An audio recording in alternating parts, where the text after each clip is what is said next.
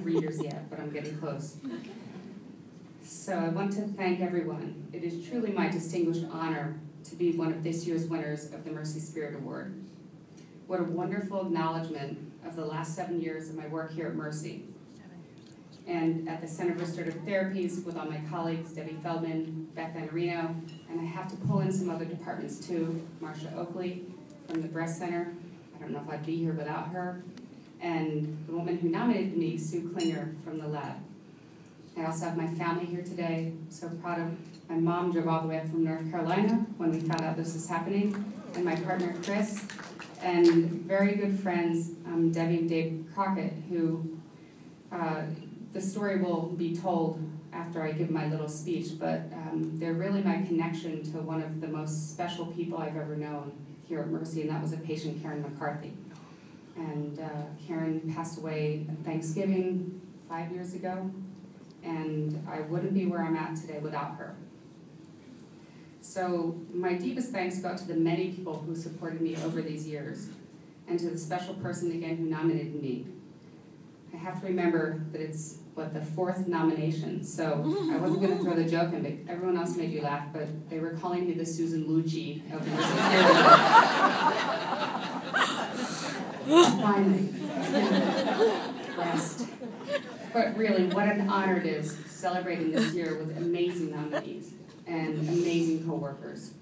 I offer heartfelt congratulations to Stacy and to Randy. Stacy and Randy, I know the difference. But really sincere thanks to the entire selection committee and Mercy family. Mercy has so many talented people who work throughout our system and make this such a special place to work. I could go on and talk about this all day, naming names, telling stories, extra efforts, special talents. But I actually want to go down a different road. I want to ask the question about the process of how we get here. How did I get here today? Thomas Merton said, "We must make the choices that enable us to fulfill the deepest capacities of our real selves." Knowing my own path to this day, I thought, do we really make these choices in our lives, or does life sometimes just take over? The theological writer John Shea talked about life and spirit in a way that made me appreciate my own life as I reflected on what it meant to be selected as a Mercy Spirit Award winner. Shea is known for his work in faith-based healthcare and the Spirit of Work movement. It's a rather long quote, but it starts like this. Like most journeys, it has not been a straight line or smooth course, but it is difficult to tell you that the spiritual life is, at root, a matter of seeing. It is all of life seen from a certain perspective. It is walking, sleeping, dreaming, eating, drinking, working, loving, relaxing, recreating, walking, sitting, standing, and breathing. Spirit suffuses everything. And so, the spiritual life is simply life. Wherever and whatever, seen from the vantage point of seeing. Well, that just opened more questions. I mean, how do you exactly go about seeing? How do we get to the vantage point to be comfortable letting life be wherever and whatever? How do we as healthcare workers be comfortable in uncomfortable places? How do we choose to become our real selves and make those choices that Merton spoke of? I don't have answers, but here's what I do know. Looking back, I'm comfortable seeing that 15 minutes of my life overlapping with someone else's life is what actually brought me to Mercy. One of our therapists was at a course that I was teaching at. I was there for 15 minutes, and she was there for 3 days. And she just happened to be in my room. And that's how I met Debbie, and that's how I'm here.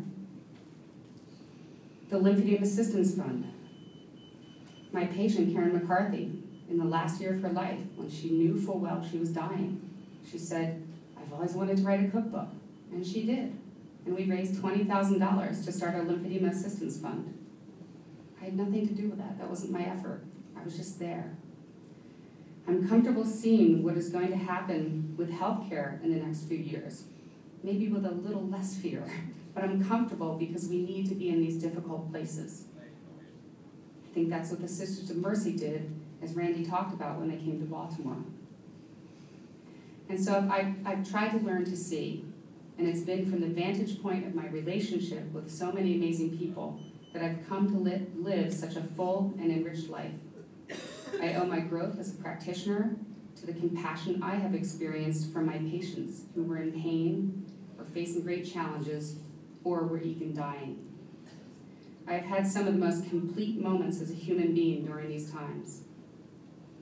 The American Buddhist nun, Pema Chodron, said, "The only reason we don't open our hearts and minds to other people is that they trigger confusion in us and that we don't feel brave enough or sane enough to deal with it. To the degree that we look clearly and compassionately at ourselves, we feel confident and fearless about looking into someone else's eyes." And so I think back to the days in my life when others looked into my eyes and challenged me to look, quote, clearly and compassionately at myself. And there were many. That is what opened me up to the choices that Merton was talking about. So I took further inspiration from the Nobel Prize-winning physicist Richard Feynman, who was quoted as saying, "Fall in love with some activity and do it. Nobody figures out what life is all about, and it doesn't matter. Explore the world. Nearly everything is really interesting if you go into it deeply enough." That's what gives us the diversity. Work as hard and as much as you want to on the things that you like to do best. Don't think about what you want to be, but what you want to do. Keep up some kind of minimum with other things so that society doesn't stop you from doing anything at all. Okay, so he had some sense there. And so I've fallen in love with what I do and have stopped worrying about what I want to be. I'm grateful to be at an institution whose core values support my daily work and the work of so many other talented and fearless people. My deepest appreciation and thanks to all of my coworkers who make coming to work my joy every day, and to my amazing family who make coming home my joy every evening. Finally, I want to thank the patients who allow me to be part of their lives as an equal, and to honor up my gratitude to the lives of my patients who are no longer here. My motivation to grow as a clinician and human being is ultimately rooted in these shared experiences of spirit that we call life. Thank you.